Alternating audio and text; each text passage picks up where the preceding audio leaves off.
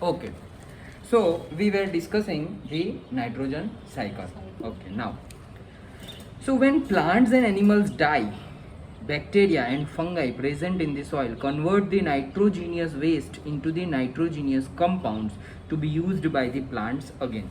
तो जब plants मर जाते हैं, animals मर जाते हैं, तो ये जो माइक्रो ऑर्गेनिजम्स है, bacteria and fungi present in the soil, जो बैक्टीरिया और फंगाई सॉइल में प्रेजेंट होते हैं, वो लोग ये नाइट्रोजीनियस जो वेस्ट है, नाइट्रोजीनियस वेस्ट मतलब वेस्ट के अंदर जिसमें नाइट्रोजन है वो वेस्ट, ओके, उसको कन्वर्ट कर देते हैं नाइट्रोजीनियस कंपाउंड्स के अंदर, मतलब वैसे कंपाउंड जिनके अंदर नाइट्रोजन ज़्यादा है और वो प्लांट्स अगेन टेक कर सकते हैं वैसे, तो to be used by the plants again. Certain other bacteria convert some part of them to nitrogen gas which goes back into the atmosphere. ये देखो, अब ये एनिमल्स और प्लांट मर गए, उसके बाद माइक्रो फंगाई और बैक्टीरिया ने क्या किया, थोड़ा सॉल्यूबल नाइट्रोजन बनाया और थोड़ा वापस नाइट्रोजन गैस बना के एटमॉस्फेयर में ले लिया. तो एटमॉस्फेयर का कांस्टेंट इसलिए रहता है कि जो प्लांट्स मर गए, जो एनिमल्स मर गए, उसका नाइट्रोजन जो उसमें से बनेगा वो गैस में चला गया. अंडरस्टूड? मतलब जो एनिमल्स के अंदर जो बैक्टीरिया होते हैं वो नहीं, सॉइल के अंदर के बैक्टीरिया और फंगाई, ये एनिमल्स मर गया, सपोज रोड पे मर गया, ओके, हाँ. अभी रोड पे मर गया तो ऐसा समझो कि कुत्ता मर गया और सारी चींटियां खा गई. हाँ. सारी चींटियां खा गई मतलब उनके अंदर बहुत ज्यादा नाइट्रोजन आ गया. हाँ. अब वो मिट्टी में रह रही है, कोई भी रीजन से सपोज वो मर गई मतलब उसके अंदर का नाइट्रोजन भी वहीं पे है. हाँ. उसकी डेड बॉडी में. अब वो बैक्टीरिया, सॉइल के अंदर जो बैक्टीरिया है और फंगाई है, वो चींटी को डिग्रेड कर देंगे, चींटी की डेड बॉडी, और कंपाउंड बना देंगे, नाइट्रोजीनियस कंपाउंड. और होगा क्या, तब नाइट्रोजन गैस जो रिलीज होगा वो बनाने के टाइम पर वो चला जाएगा एटमॉस्फेयर में, और थोड़ा बहुत नाइट्रोजीनियस कंपाउंड होगा वो वापस सॉइल में मिक्स हो जाएगा, और सॉइल में से ही वापस फिर सॉइल को मिल जाएगा, मतलब प्लांट को मिल जाएगा. Okay. Now certain other bacteria, ये तो हमने देखा. Now as a result the percentage of nitrogen in the atmosphere remains more or less constant. मतलब इतना बड़ा है, मतलब ऐसे समझो कि पूरा ओशन है, उसमें से तुम 1 बकेट वाटर ले आओ या 1 लीटर बकेट ले आओ, या फिर मतलब 1 लीटर, क्या बकेट में तो 1 लीटर से ज़्यादा ही होगा ना. ओके, 1 बकेट ले आओ या 1000 बकेट ले आओ, 1 लीटर ले आओ या 1 लाख लीटर ले आओ, वहाँ पे कुछ फर्क पड़ने वाला नहीं है. क्योंकि क्वांटिटी ही इतनी ज़्यादा है. तो यहाँ पर भी नाइट्रोजन लेते हैं, वापस उसमें देते हैं, मोर और लेस वो अमाउंट कांस्टेंट रहता है. ओके. 78% नाइट्रोजन, मतलब 1 मार्क में पूछा जा सकता है, how many percentage of nitrogen is there in atmospheric air, तो लिखना है 78%. ओके. नाउ तो this is about our nitrogen cycle. We can see the graph याद रखना, फिगर इज इम्पोर्टेंट. ओके, देखो फिगर बड़ी है और 2 पैराग्राफ लिखे हुए सिर्फ. ओके. तो एटमॉस्फेरिक नाइट्रोजन है. ओके, वहां से क्या होता है ये देखो arrow, nitrogen fixing bacteria fix the atmospheric nitrogen. तो नाइट्रोजन फिक्सिंग बैक्टीरिया जो है blue green algae and rhizobium, 2 नाम याद रखना. तो ये फिगर याद रख ली तो फिर पूरा ये ऐसे ही लिख सकोगे. पहला ही सेंटेंस जो 78% नाइट्रोजन है वो यहीं पे लिख देना है फर्स्ट में. फिर इसके लिए ये लिखना है nitrogen fixing bacteria fix the atmospheric nitrogen, तो उसमें आएगा blue green algae and rhizobium bacteria. Now उसमें से क्या होगा आगे, bacteria in turn fix nitrogen into nitrogenous compound. तो ये जो बैक्टीरिया है, ओके, वो नाइट्रोजीनियस कंपाउंड बनाते हैं. नाइट्रोजीनियस कंपाउंड ही सॉइल ले सकती है, तो उसने बना दिए. ओके, फिक्सेशन करके बना दिया नाइट्रोजीनियस कंपाउंड. और नाइट्रोजीनियस कंपाउंड कौन ले लेगा, compounds of nitrogen in the soil, मतलब सॉइल में आ गया है अच्छी तरह से. ओके. नाउ अभी ये सॉइल में आ गया है, अभी एक एरो यहाँ से जा रहा है डायरेक्ट ऊपर, that is bacteria turn compounds of nitrogen into gaseous nitrogen. तो सॉइल में जो आ गया, अभी सॉइल में बैक्टीरिया और फंगाई होती है, वो ये जो सॉइल का नाइट्रोजन है उसमें से नाइट्रोजन गैस बना देगा, तो वो एटमॉस्फेयर में चला गया और प्लांट में भी जाएगा, that is Uptake by plants. तो जो सॉइल का नाइट्रोजन है वो 2 पार्ट में डिवाइड हो जाता है. एक पार्ट उसका जाता है एटमॉस्फेयर में वापस, और दूसरा पार्ट जाता है सॉइल के रूट्स में, मतलब प्लांट के रूट्स में. ओके. नाउ अभी जो रूट्स में गए थे, प्लांट में गए, वो again animals eat the plants, तो एनिमल प्लांट को खाएंगे और फिर वो एनिमल का डिग्रेडेशन, जब मर जाएंगे तो उनकी बॉडी और प्लांट की बॉडी का डिग्रेडेशन बैक्टीरिया करेंगे, और डिग्रेड करेंगे तो वापस वो सॉइल कंपाउंड ही बना देंगे। तो देखो वहां से nitrogenous waste from excretion and death, excretion भी अंदर आ गया, मतलब यूरिनेट पॉटी जो करते हैं वो सब में भी वही आ जाता है। ओके, मतलब जो खाएंगे वैसा ही निकलेगा ना। ओके, तो नाइट्रोजीनियस फूड खाया तो पॉटी में भी नाइट्रोजीनियस पॉटी निकलेगी। ओके, ऐसा होता है एक्चुअली। ओके, जो मतलब अंदर एब्जॉर्ब होना हो बॉडी में वो तो हो जाएगा, लेकिन देखो जैसा जैसा बोलते हैं ना, जैसा अन्न वैसा मन। ओके, तो जैसे जैसे आचार वैसे विचार, ऐसे तो हम जैसा जैसा फूड खाएंगे, तुम देखना, ऑब्जर्व करना, तुमने कोई पर्टिकुलर टाइप ऑफ फूड खाया, एक दिन सपोज दाल चावल खाया, एक दिन पिज्ज़ा खाया, और एक दिन सपोज नॉन वेजिटेरियन फूड जो खाते हो वो तुम खाते होगे, तो तुम मतलब कोई भी ऐसा समझो कि कोई भी पर्सन ने ऐसा खाया कि नॉन वेजिटेरियन फूड खाया, और एक दिन एग खाया, 4 दिन अलग अलग चीज़ें खाई, तो चारों दिन ऑब्जर्व करना। क्या ऑब्जर्व करना? पॉटी ऑब्जर्व कर ऑब्जर्व करना कि क्या होता है, पॉटी और पू जो गैस निकलता है वो। ओके, तो सब में डिफरेंट डिफरेंट होगा, कलर डिफर, ये इसका टेस्ट होता है, पता है इसका? हाँ, जो तो बड़ी बड़ी कंपनी में तुम इंटरव्यू देने जाओ तो जैसे नहीं बोलते कि मेडिकल चेकअप करना है, कोई कोई लोग मेडिकल चेकअप में फेल हो जाते हैं। बड़ी बड़ी जो कंपनी हो, suppose general electric, SR oil, Reliance, ONGC, तो वहाँ पे मेडिकल चेकअप में भी फेल हो जाते हैं। तो बोलेंगे मेडिकली सब कुछ तो फिट है, मैं तो दौड़ भी सकता हूँ, सांस भी ले रहा हूँ, अभी और क्या चाहिए? वैसे नहीं, ब्लड प्रेशर, शुगर, आंखें कितनी कमज़ोर है या ठीक ठाक है या नहीं, सर वो कैसा पता है? मशीन से ही पता चलता है? हाँ, उसका एनालिसिस होता है। जैसे हम अभी रिपोर्ट करवाने जाए तो यूरिन टेस्ट तो होता ही है, हाँ। ब्लड टेस्ट भी होता है, तो हाँ। ब्लड आ गया, यूरिन आ गया, पॉटी भी, ऐसे डब्बी दी जाती है। मुझे भी नहीं पता था। ओके, जब मैं बेंगलोर गया, जब हैदराबाद गया, हैदराबाद के बाद जब बेंगलोर में जॉब लगी थी कॉलेज के बाद, तब जाके मेरी फ्रेंड को एक को ऐसे जनरल इलेक्ट्रिक में वो जॉब उसकी लगी थी, तो उसका मेडिकल चेकअप था, तो ये टेस्ट भी बोला था, तो मैं तो हंसते हंसते मतलब रुक नहीं सकता था। तो बोले इतनी डब्बी देते थे, बोले ये किसका डब्बी, और इतनी छोटी सी चम्मच भी देते हैं। वो घर घर खेलते थे, कैसे छोटे छोटे हाँ। बर्तन होते हैं वैसे छोटी सी चम्मच भी होती है, स्पून टाइप। तो बोले ये क्या है, तो बोले टेस्ट करने के लिए। उनको क्या टेस्ट ऐसा, तो बोले पॉटी का टेस्ट। तो तुम सोचो, मतलब पॉटी करनी है और ऐसे वहां से उठा के ला के डब्बे में।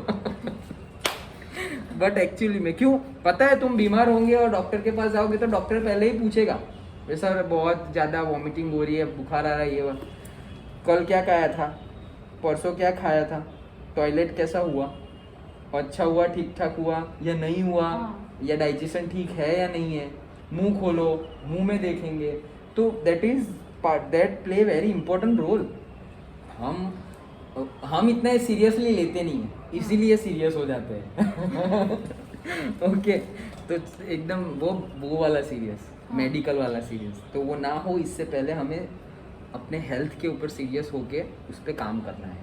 Okay, so that plays very important role. Okay, तो ये हम कहाँ से कहाँ चले गए। ओके, चलो वापस आ जाए। यूरिन का ही पूछता है डॉक्टर। हाँ, यूरिन का मतलब कि यूरिन कैसे होता है, तो जब भी तुम बीमार हो ना, या बहुत ज़्यादा वर्क हार्ड किया हो, बीमार हो, या कम पानी पिया हो ना, पानी तुमने कम इंटेक किया है, सपोज तुम डेली 3.5 लीटर पी जाते हो और आज तुमने 1 लीटर ही पिया है, तो जो यूरिनेट होगा ना वो येलोइश होगा, येलो कलर। और बहुत ज़्यादा तुमने दवाई खाई होगी, दवाई, ओके, तो भी येलो होता है, क्योंकि दवाई के, हाँ, तो दवाई के अंदर सारे केमिकल्स होते हैं, ड्रग बोला जाता है वो। ओके, तो दैट इज़ द रीज़न। तो बहुत कुछ इफेक्ट करता है। तो मैं तुम्हें वो एक्सपेरिमेंट तो तुम देखना, चारों दिन दाल चावल, egg, non vegetarian food, pizza, junk food, सबके टाइम सब कुछ अलग होता है। तो सर जब इंटरव्यू देने जाए तब दाल खिचड़ी खा कर जाने। वैसे गुजरात में तो मैंने अभी तक ऐसे देखा नहीं है कि कहीं पे ऐसा टेस्ट हाँ। होता हो, क्योंकि मेरे फ्रेंड रिलायंस में है, ओएनजीसी में, बड़े बड़ी कंपनीज में है, लेकिन यहाँ पे पता नहीं ऐसा टेस्ट नहीं होता। लेकिन वहाँ तो मैंने देखा था, जनरल इलेक्ट्रिक में करो, जनरल इलेक्ट्रिक वर्ल्ड की 1 नंबर की कंपनी है मैकेनिकल, तो हो सकता है कि वो बड़ी और भी ज़्यादा हायर लेवल की कंपनी में ऐसे सब होता है। ओके, सो मेन रीज़न क्या है ये सब स्टडी का है कि हमें पता चले कि क्या चीज़ है वो। हाँ। ओके मतलब हमें तो कुछ करना नहीं है, हमें तो यूरिन भी हम निकाल के देते तो हम क्या करते, कुछ नहीं करते, डिब्बे में डाल के दे दिया। But they will check, they will analyse. अभी वो लोग को गंदा नहीं लगेगा दूसरे किसी का यूरिनेट देख के एनालाइज करना, बट वो गंदा और वो सब एक लेवल के बाद चला जाता है। ओके एक लेवल के बाद जैसे मैं तुम्हें अभी पढ़ा रहा हूँ और अभी हम हंस रहे हैं, तो मैं जब तुम्हारे जितना था तब भी मैं भी हंस ही रहा था, इसीलिए कुछ समझ में नहीं आया था। मतलब अभी तो हमने वो बायोलॉजी पढ़ना बाकी है, तो हम तो यहीं पे है। हाँ पारिता है ओके, लेकिन वो तो ऑनलाइन है।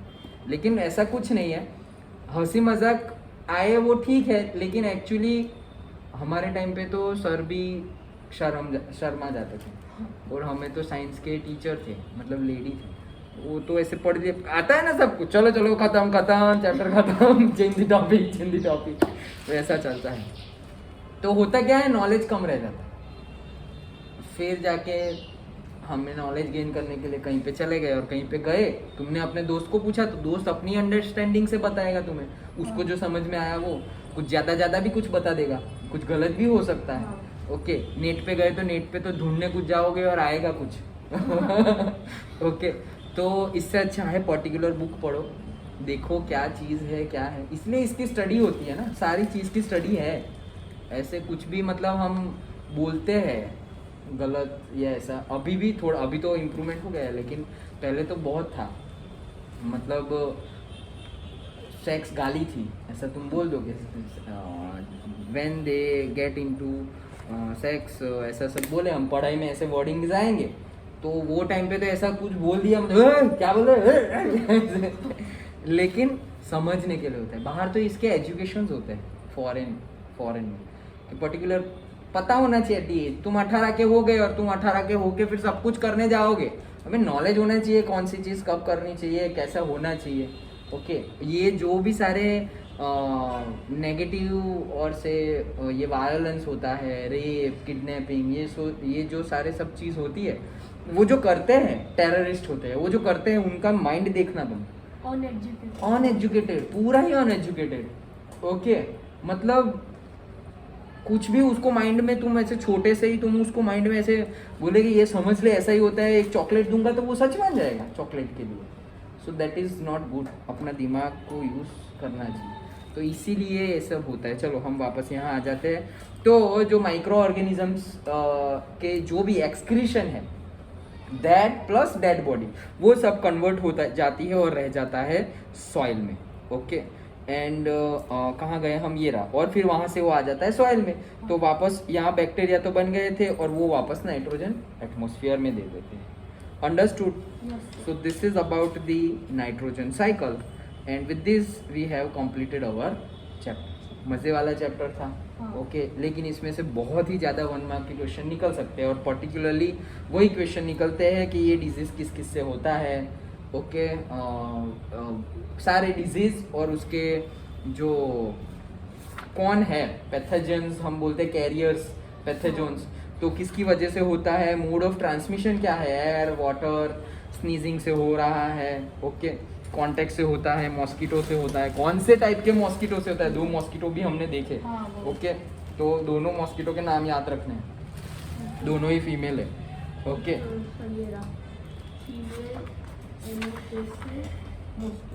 करेक्ट। ओके तो वो सारी चीज़ें ही हमें करनी है। अब ये क्वेश्चन आंसर तुम ट्राई करना, और अगर ना आए तो वी विल डिस्कस। ओके और इसके बेस पे ही तुम्हारा अभी फर्स्ट एग्जाम तो हो गई है। हाँ अभी उसके बेस पे अभी कुछ बोला है कि नेक्स्ट एग्जाम एमसीक्यू टाइप होगी, ऐसे तुम्हारा तो शायद रेगुलर ही होगा, बट 9 to 12 में सब कुछ एमसीक्यू है अभी ड्यू टू कोविड। ओके और उनका फर्स्ट टर्म में है एग्ज़ाम, कॉलेज जैसे सेम 1 सेम 2 और फिर ईयर ख़त्म। तो